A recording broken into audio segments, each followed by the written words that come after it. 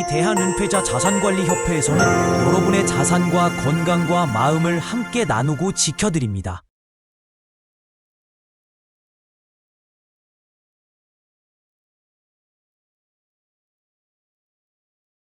안녕하세요 여러분. 오늘은 조금은 답답한 마음과 안타까운 영상으로 뵙겠습니다. 자산과 부동산의 흐름을 심리적으로 해석하는 박사 이태광입니다. 저희는 수도권 부동산 유튜브가 아닙니다. 강원도 특히 영동 부동산 연구하는 방송입니다. 오늘은 여러분께 조용히 그러나 아주 묵직하게 다가올 하나의 주제를 말씀드리려 합니다. 이름하여 2030년까지 강릉 정말 오를까라는 질문입니다. 요즘 수도권 사람들 사이에서 강릉 이야기 부쩍 많이들 하고 있는 것이 간접적으로 들립니다. 누군가는 여름 휴가로, 누군가는 연금 생활자의 은퇴처로, 또 누군가는 조용한 세컨하우스 투자지로입니다. 또는 주말에 바다 보러 오는 곳입니다. 서울뿐만 아니라 부산, 울산, 포항, 경주, 대구 사람들이 강릉을 찾고 있습니다. 심지어 외국인들도 찾고 있습니다. 한국관광공사와 한국문화연구원에서 한국의 5대 관광 거점 도시로 2020년 선정된 곳이 있습니다. 경상도의 안동과 부산입니다. 그리고 전라도의 전주와 목포, 그리고 강원도의 강릉으로 선정이 되었습니다. 그런데 단순히 좋은 동네, 바다 있는 예쁜 도시를 넘어서 진짜 중요한 질문은 이것입니다. 강릉의 자산 가치는 어디까지 갈 수 있을까? 여러분, 아파트든 타운하우스든 부동산은 그냥 벽돌이 아니지 않습니까? 사람들의 감정, 기대, 두려움, 그리고 이 동네에서 살면 내 삶이 좋아질까라는 상상이 모인 곳입니다. 저는 강릉이라는 도시를 그런 감정과 경제의 교차점에서 바라보고자 합니다. 자, 먼저 현재 상황부터 짚고 가겠습니다. 전국 지방 부동산이 어렵습니다. 그러나 향후 살아나는 지방이 있는가 하면 향후에도 살아나지 못하는 지방 도시는 존재합니다. 2025년 6월 현재 강릉의 부동산 시장은 솔직히 말해서 조용합니다. 맞습니다. 거래도 줄었고 가격도 살짝 내려와 있는 상태입니다. 분위기로만 보면 사람들이 좀 지켜보자는 쪽으로 가고 있는 것입니다. 그런데 이럴 때가 저는 가장 흥미롭습니다. 왜냐고요? 바로 이런 조용한 시기에 시장의 진짜 방향이 정해지기 때문입니다. 모든 정보가 넘쳐나는 과열기에는 이미 늦습니다. 그러나 대중은 과열될 때까지 기다렸다가 그때 관심을 가진다는 것입니다. 반대로 아무도 관심 없는 시기야말로 정적 속의 기회가 숨겨져 있는 순간입니다. 그리고 모든 분위기가 이제는 그만 떨어진다는 통계와 데이터가 말하고 있습니다. 대표적으로 22년 7월 급격하게 치솟았던 금리가 천천히 내려가고 있고 지방 균형 발전이라는 프레임 속에서 메카도시를 키운다는 것으로 중심의 정책에 강릉이 있다는 것입니다. 지금 강릉이 그렇습니다. 정적입니다. 2025년 뉴스도 없고 투기 세력도 빠졌고 눈에 띄는 개발도 딱히 없어 보입니다. 하지만 이 조용한 바다 밑에서 아주 느리지만 확실한 변화들이 움직이고 있습니다. 저는 그 흐름을 읽는 게 제 일이자 습관이거든요. 가장 먼저 보이는 변화는 교통망입니다. 서울에서 강릉까지 KTX 타면 1시간 40분의 영향으로 강릉의 관광객이 강원도에서 1등입니다. 여기에 수도권 외곽 순환도로 연계, 강릉 내 도시 순환도로 정비, 그리고 장기적으로는 GTX 노선 확장 가능성까지 이야기되고 있어요. 아시는 것처럼 부산, 울산, 포항, 대구의 철도가 점점 늘어나고 있습니다. 여러분, 그냥 철도 하나 깐다고 집값이 오르는 게 아닙니다. 중요한 건 사람들의 인식이 바뀌느냐입니다. 지금 서울 사람들이 강릉을 놀러 가는 곳에서 사는 것도 괜찮은 곳으로 인식하기 시작했다는 게 핵심입니다. 예전에는 강릉에 집 있다고 하면 부럽다가 아니라 왜 거기서 살고 있어 였는데 요즘은 좋겠다, 나도 그런데 살고 싶다라는 말이 나오고 있습니다. 제가 저번 달에 서울에 강에 갔을 때입니다. 강릉에서 왔다고 하니까 이구동성으로 이런 말을 하더라고요. 교수님 강릉 좋죠? 저도 강릉에서 살고 싶어요. 저도 향후에 강릉에서 사는 것이 로망입니다. 라고 말하더라고요. 그래서 저는 그냥 살짝 웃고만 있었습니다. 이게 심리적 전환입니다. 그리고 이 심리 전환은 시간이 지나면 숫자로 나타납니다. 바로 가격으로 나타납니다. 그리고 가치로 나타나서 가치는 다시 가격을 반영합니다. 그렇기 때문에 가격은 가치와 심리가 반영된 것입니다.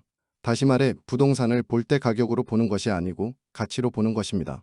아무리 공급이 없어도 기대가 없으면 가격은 안 올라갑니다. 반대로 아무리 공급이 많아도 기대가 올라가면 가격은 때가 되면 뛰기 시작합니다. 지금 강릉은 후자입니다. 기대가 서서히 올라가는 구조입니다. 그리고 두 번째, 관광이 아니라 주거로 바뀌는 흐름이 확실히 보입니다. 강릉은 매년 1,600만 명 이상의 관광객이 찾는 도시로 전국 3위 관광 도시입니다. 외국 선진국 사례에서도 보면 관광객이 증가할수록 자산의 가치는 상승한다는 논문들도 많이 있습니다. 강릉의 도시는 제주도와 다른 관광 도시입니다. 비행기와 배가 필요 없는 도시입니다. 그런데 지금은 그 관광객 중 일부가 머무르고 싶어 하기도 합니다. 예를 들어서 은퇴한 부부, 프리랜서 커플, 원격 근무하는 직장인, 요즘 유행하는 디지털 노마드입니다. 저 역시 사이버 대학교 교수라서 강릉에서 거주하고 있습니다. 다들 강릉을 그냥 스쳐 지나가지 않고 머물고 싶어하고 살아보고 싶어합니다. 이런 것들이 중요한 신호입니다. 옛날에는 놀고 가는 도시였는데 지금은 살아보고 싶은 도시로 바뀌고 있다는 겁니다. 실제로 강릉의 해안가 카페나 조용한 동네 가보시면 외지 사람들 많습니다. 정부에서 말하는 생활인구는 급격하게 증가하고 있습니다. 약 전입인구는 21만 명인데 생활인구는 32만 명이라는 점입니다. 관광객이 더 많고 늘어나고 있다는 점입니다. 강릉살이 한 달 또는 3개월, 6개월, 1년 이렇게 시작한 사람들이 은근 많습니다. 그런데 이분들 중 누군가는 집을 매입한다는 것입니다. 그리고 젊은 친구들도 강릉에 온다는 것입니다. 어느 논문에 이런 연구가 있습니다.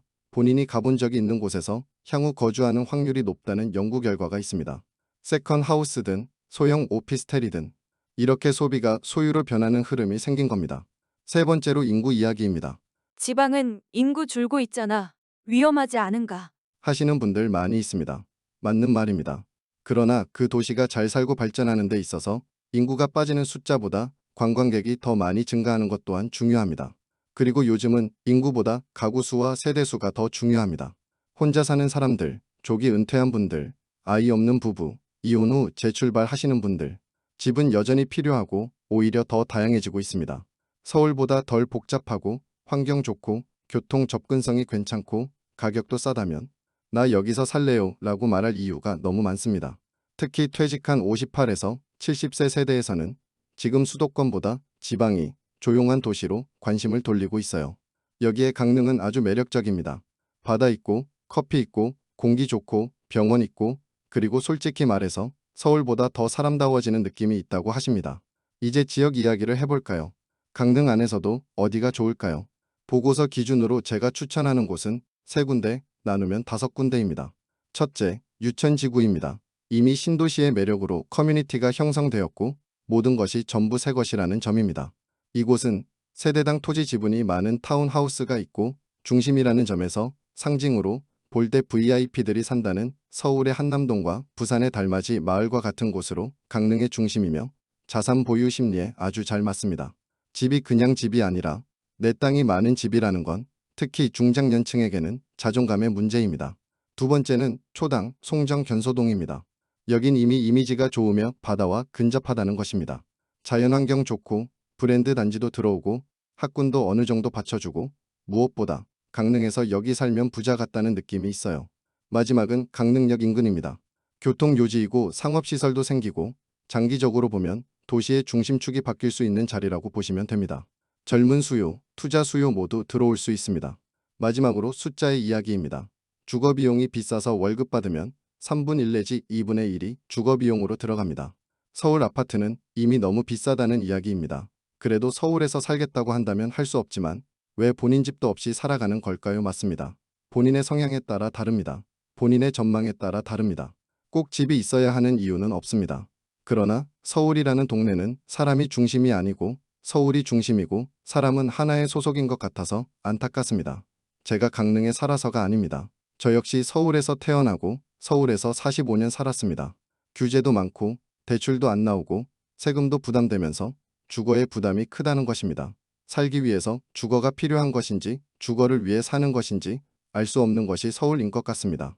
그런데 강릉은 아직 수도권 대비 60에서 70% 수준이고 토지 지분은 3에서 5배 이상입니다.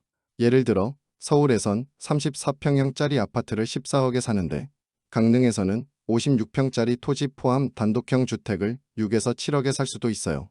이건 단순히 가격 문제가 아니라 소유의 심리와 미래 성장성을 동시에 담고 있는 겁니다. 특히 강릉은 규제 지역이 아니기 때문에 대출도 잘 나오고 지방의 도시라고 똑같은 도시가 아니라는 점입니다. 실수요와 투자 수요가 함께 들어올 수 있는 몇 안 되는 지방 도시라고 보시면 됩니다. 요즘 말로 가성비 부동산으로 복합 수요형 자산이라는 말이 딱 맞습니다. 자, 결론입니다. 지금 강릉은 조용합니다. 너무 조용해서 사람들이 관심을 덜 가지죠. 하지만 바로 그 조용함 속에 흐르는 느린 심리적 전환, 저는 이걸 봅니다. 교통이 되고 사람들이 와보고 살고 싶어지고 실제로 살기 시작하면, 그리고 그게 반복된다면 시장은 변합니다. 가격은 오릅니다. 사람들은 그제서야 말합니다. 그때 왜 안 샀을까? 여러분, 그때가 바로 지금일 수 있습니다. 2025년과 2026년은 마지막으로 준비할 수 있는 시기입니다. 그리고 2030년이 되면 강릉은 지금과 완전히 다른 얼굴을 하고 있을지도 모릅니다. 투자든 실거주든 준비된 사람에게는 지금이 바로 기회의 시간입니다. 지금까지 이태광 박사였습니다. 다시 말씀드립니다. 지방도시라고 강릉은 똑같은 지방도시가 아니라는 점입니다. 영상이 도움이 되셨다면 구독, 좋아요 부탁드리고요. 여러분은 강릉에 대해 어떻게 생각하시는지 댓글로도 꼭 남겨주세요. 다음 시간엔 더 깊은 이야기로 찾아뵙겠습니다. 감사합니다.